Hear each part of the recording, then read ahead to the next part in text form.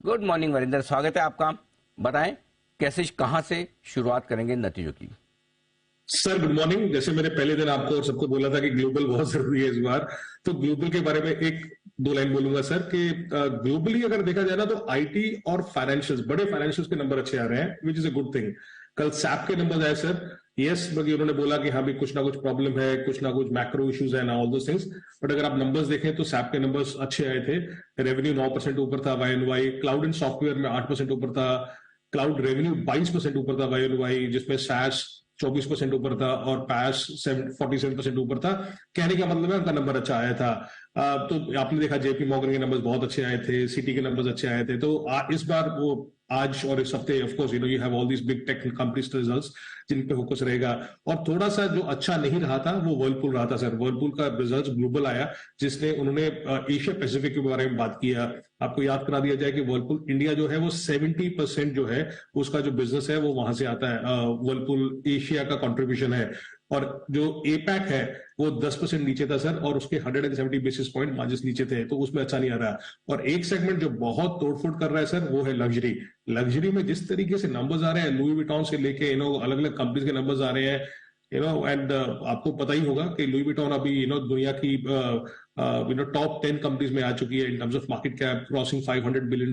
पहली बार हुआ है कि यूरोपियन कंपनी ने इस तरीके से किया है। तो ग्लोबली नंबर्स अच्छे आ रहे हैं, जो हमें अच्छा लग रहा है। और दूसरा, अगर इंडिया में भी देखा जाए तो नंबर्स अच्छे आए हैं।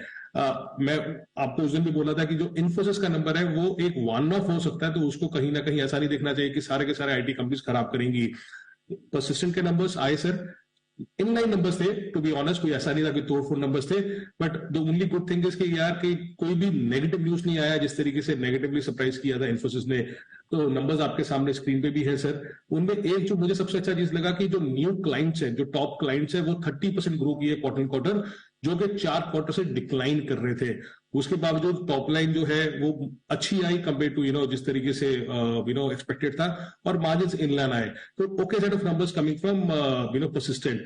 Century Textile, to be honest sir, it's a blend of too many things. Textile भी है, रियल एस्टेट भी है, पेपर है। अगर एक ही चीज जो मुझे लेके जानी है सेंचुरी टेक्सटाइल के रिजल्ट से, ये है कि आप प्लीज पेपर कंपनीज पे ध्यान दीजिए।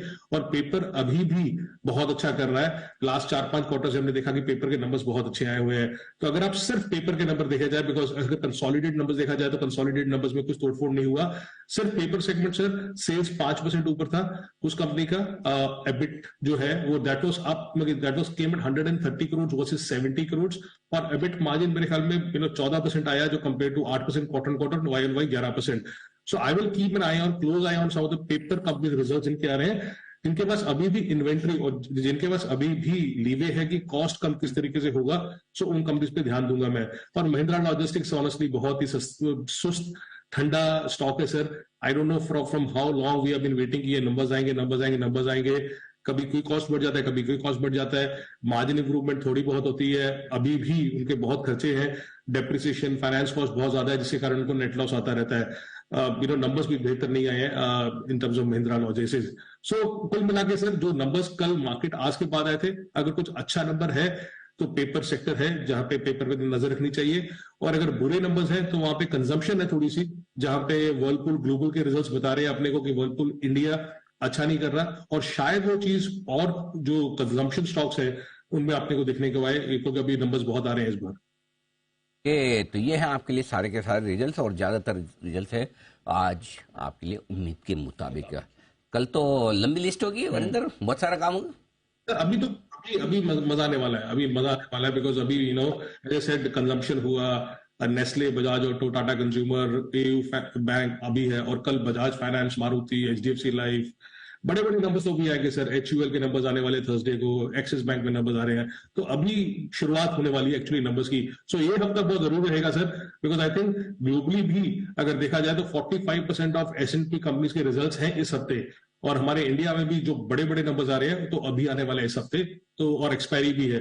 तो too many things will come together. चलो बढ़िया है, मजा आएगा। हमको तो अभी से मजा आ रहा था, आप बोले अब कल से मजा आएगा, तो चलो कल इसका मतलब कल से हमें और ज्यादा मजा आएगा। धन्यवाद, ये पूरा विश्लेषण आपने विस्तार से दिया नतीजों को लेकर, तो बड़ा मजा आया।